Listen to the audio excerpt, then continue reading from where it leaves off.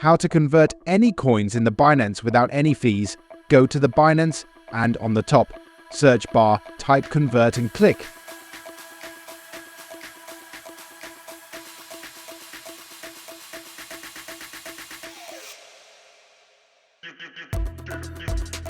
Now convert your assets. Whatever you want. I'll choose USDT FDUSD.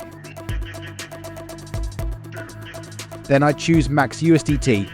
It means all USDT to convert.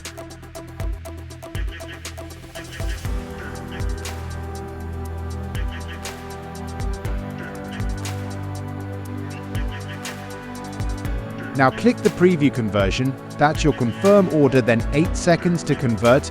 That's it. This mission is successful.